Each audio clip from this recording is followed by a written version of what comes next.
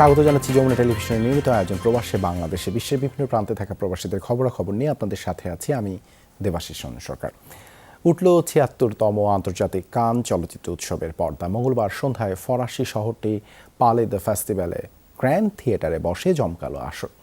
উদ্বোধনী আসরেই সম্মানজনক পাম দি অর পুরস্কারে ভূষিত হন মার্কিন পরিচালক ও প্রযোজক মাইকেল ডগলাস। ৭৮ বছরের তারকাকে সারা জাগানো the China Syndrome, falling down বা বেসিক ইনস্টিংক্ট সিনেমার জন্য মনে রাখবেন দর্শকরা। তাছাড়া ফ্রান্সের চলচ্চিত্র জগতের আইকন ক্যাথরিন দুনেওকেও ভূষিত করা হয় এই সম্মানে। ৭৬তম উৎসবে পোস্টারে মূল আকর্ষণ তিনি। প্রথম দিন প্রদর্শিত হয় জনি দেব অভিনীত জিয়ান দু বার্ডি ছবিটি। তবে উৎসবের অফিসিয়াল সিলেকশনে জায়গা পেয়েছে ৬২টি মুভি, 2টি স্বল্পদৈর্ঘ্য চলচ্চিত্র, 4টি প্রামাণ্যচিত্র এবং একটি টিভি সিরিজ। ২০ মে দেখানো হবে বাংলাদেশি চলচ্চিত্র মা। এটি অরণ্য আনোয়ার পরিচালিত মুক্তিযুদ্ধ ভিত্তিক সিনেমা।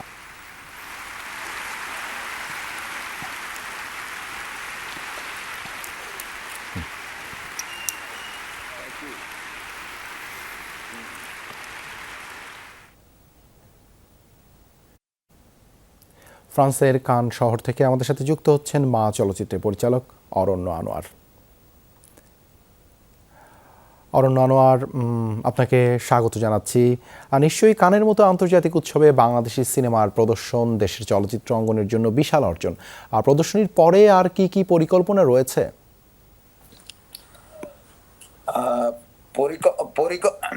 পরিকল্পনা তো প্রদর্শনের পরে পরিকল্পনা হচ্ছে দেশে ফিরে যাওয়া এবং দেশে মুক্তি দেয়া। আর এখানে আসলে আগেই প্রদর্শনের আগেই আমি এখানকার যে এক্সিবিটর তাদের সঙ্গে আলাপ আলোচনা করছি। তাদেরকে ২০ তারিখে আমার অনুষ্ঠানে, আমার শোতে তাদেরকে নিমন্ত্রণ করছি। কান উৎসবে আর কোনো অনুষ্ঠানে কি অংশ নিচ্ছেন আপনি? আমি গতকালকে উদ্বোধনী অনুষ্ঠানে অংশ নিয়েছিলাম। উদ্বোধনী অনুষ্ঠান না, উদ্বোধনী যে চলচ্চিত্র, ওখানে আমি গিয়েছিলাম। জনাব অরণ্য আনোয়ার, ধন্যবাদ আপনাকে আমাদের সাথে কানের এই উৎসব থেকে যুক্ত হবার জন্য।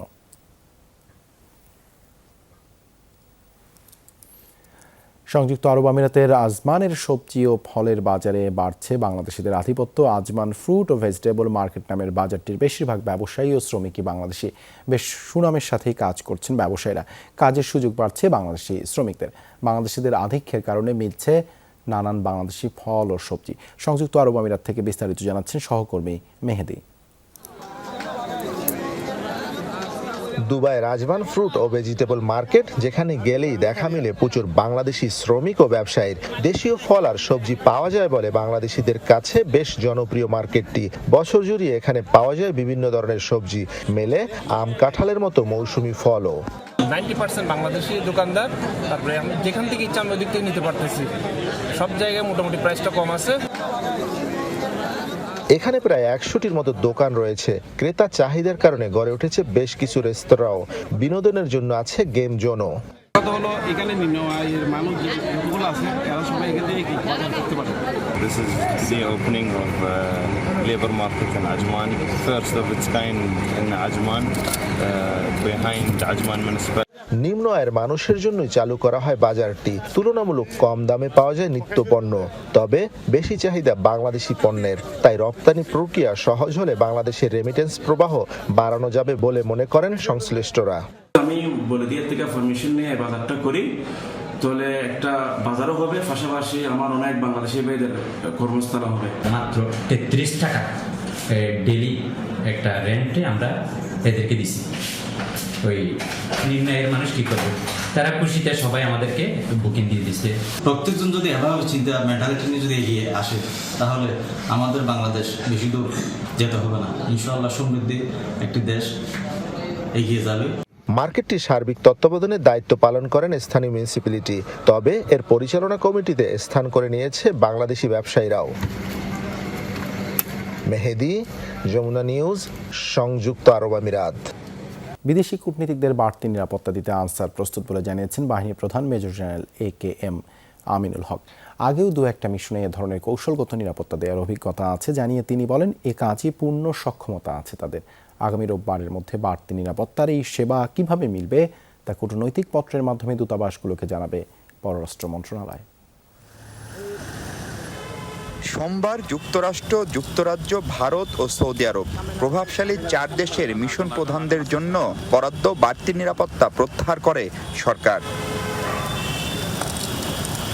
মিশন প্রধানদের জন্য গানম্যান সহ দূতাবাসের নিয়মিত নিরাপত্তা বহাল আছে এখনো। বাড়তি নিরাপত্তা এখন থেকে দেবে আনসার গার্ড ব্যাটালিয়ন। তাদের কর্মপদ্ধতি চূড়ান্ত করতে সোমবার পররাষ্ট্র সচিবের সাথে বৈঠক করেন আনসার মহাপরিচালক। জানান তার বাহিনীর অভিজ্ঞতা ও সক্ষমতার কথা। সরকার যদি আমাদের যে কোনো কাজে নিয়োজিত করে, এই সমস্ত কাজ করে আমাদের সৈনিকরা অভ্যস্ত, রোড প্রোটেকশন এবং ইজ অফ ট্রাফিক যে ডিউটিসগুলা দীর্ঘদিন যাবৎ আনসার ব্যাটালিয়ন পার্বত্য চট্টগ্রাম এলাকায় করে আসছে এবং ইতিপূর্বেও কিন্তু স্ট্যাটিক ডিউটিও করেছে বিভিন্ন জায়গায়। আপনারা ব্যাটালিয়ন আনসারের সৈনিকরা এখন দেখেন আমাদের পার্লামেন্টে কাজ করছে, আইসিডিডিআরতে কাজ করছে, কি 4 বছর তারা ইউরোপীয় ইউনিয়নের সাথে কাজ করেছে স্ট্যাটিক ডিউটি। বাড়তি নিরাপত্তার জন্য সরকারের প্রস্তাব দ্রুতই কূটনৈতিক চ্যানেলে মিশনগুলোকে জানাবে পররাষ্ট্র মন্ত্রণালয়। সেজন্য দূতাবাসগুলোকে গুনতে হবে অর্থ। ওনাদের যে ক্যাপাবিলিটিস যেগুলো আছে, সক্ষমতা, সেই সক্ষমতাগুলো ওনারা শেয়ার করেছেন আমাদের সাথে। তো সুতরাং আমরা কি ফরম্যাটে এখন দূতাবাসগুলোকে জানাবো সেটা আমরা মোটামুটি একটা আইডিয়া পেয়ে গেছি। তো আমরা আশা করছি খুব শীঘ্রই আমরা আমাদের যে অফারটা বা আমাদের যে অল্টারনেটিভটা আমরা তাদের কাছে প্রেজেন্ট করব সেটা আমরা করতে পারবো। তো এটাই আমরা আলোচনা করেছি। এদিকে স্বরাষ্ট্রমন্ত্রী জানিয়েছেন বিদেশি দূতদের নিরাপত্তা নয়, কেবল বাড়তি প্রটোকল প্রত্যাহার হয়েছে। রোড প্রোটেকশনটা এটা আমরা উঠিয়ে নিয়েছি। তারপরে যদি কোনো অ্যাম্বাসেডর মনে করেন, তারা যদি মনে করেন যে তাদের প্রয়োজন হবে, তাহলে আমাদের নতুন করে আমরা যেই আনসার গার্ড রেজিমেন্ট তৈরি করেছি তারাই এই প্রোটেকশনের দায়িত্বে থাকবে। তারা এটা অন পেমেন্ট দিতে হবে। আমাদের তাদের যে খরচটা সেই দূতাবাসকে দিতে হবে। মন্ত্রী ও অন্যান্য ভিআইপিদের নিরাপত্তায়ও ভবিষ্যতে কাজ করবে আনসার সদস্যরা। মাহফুজ মিশু, যমুনা নিউজ, ঢাকা। যুক্তরাষ্ট্র নিউ ইয়র্কে উদ্বোধন করা হলো কোম্পানিগঞ্জ ওয়েলফেয়ার অ্যাসোসিয়েশন ইউএস এর নিজস্ব আরেকটি ভবন। ব্রুকলিনের গ্লানমোর অ্যাভিনিউতে করা হয় আয়োজন। উদ্বোধন করেন সংগঠনের সভাপতি আব্দুল হালিম ও সাধারণ সম্পাদক মোশাররফ হোসেন সবুজ। উদ্বোধন শেষে ছিল আলোচনা সভা। উপস্থিত ছিলেন সংগঠনের প্রায় 5 শতাধিক সদস্য।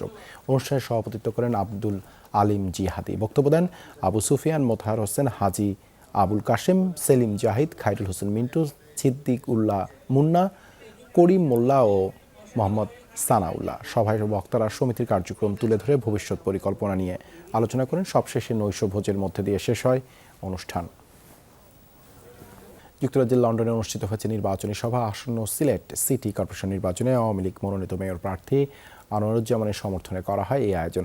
আনোয়ারুজ্জামান চৌধুরী ক্যাম্পেইন কমিটি ইউকের উদ্যোগে পূর্ব লন্ডনে অট্রিয়াম হলে অনুষ্ঠিত হয় সভায়। এতে সভাপতিত্ব করেন যুক্তরাজ্য যুবলীগের সভাপতি ফখরুল ইসলাম মধু। পরিচালনা করেন যুক্তরাজ্য যুবলীগের সাধারণ সম্পাদক সেলিম আহমদ খান ও যুগ্ম সাধারণ সম্পাদক জামাল আহমদ খান। প্রধান অতিথি ছিলেন যুক্তরাজ্য আওয়ামী লীগের সভাপতি সুলতান মাহমুদ শরীফ। বিশেষ অতিথি ছিলেন আলহাজ জালালউদ্দিন শাহ আজিজুর রহমান, দেওয়ান গৌস সুলতান, মারুফ আহমদ চৌধুরী ও আব্দুল আহাদ চৌধুরী। প্রধান বক্তা হিসেবে বক্তব্য দেন সৈয়দ সাজিদুর রহমান ফারুক। সভায় বক্তারা সিলেট শহরকে আরও উন্নত করতে নির্বাচনে আনোয়ারুজ্জামানকে সমর্থন করার আহ্বান জানান সিলেটবাসীর প্রতি। আগামী 21 জুন অনুষ্ঠিত হবে সিলেট সিটি কর্পোরেশন নির্বাচন। মাত্র 4 বছর বয়সেই লিখে ফেলেছেন বই, সেটি আবার প্রকাশও করেছে একটি প্রকাশনা সংস্থা। সংযুক্ত আরব আমিরাতের শিশু আল মাহিরির প্রতিভা তাক লাগাচ্ছে বিশ্বকে। এরই মধ্যে সর্বকনিষ্ঠ লেখক হিসেবে পেয়েছে গিনেস বুক অব ওয়ার্ল্ড রেকর্ডসের স্বীকৃতি। সাইদ রাশিদ আল মাহিরি, বয়স মাত্র 4। তবে এই বয়সে লেখক বনে গেছে সংযুক্ত আরব আমিরাতের ছোট্ট এই শিশুটি। 4 বছরের শিশুর বই লেখার কথা শুনে অনেকেরই চক্ষু চড়ক গাছ। কিন্তু এরই মধ্যে একটি বই প্রকাশও হয়েছে তার। আর বর্তমানে বিশ্বের সর্বকনিষ্ঠ লেখকের তকমাটাও আল মাহিরির ঝুলিতে। পেয়েছে গিনেস বুক অব ওয়ার্ল্ড রেকর্ডসের স্বীকৃতিও।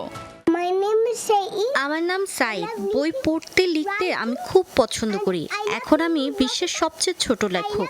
বইটি একটি হাতি আর ভালুকের কিভাবে বন্ধুত্ব হয় সেটা নিয়ে লিখেছি।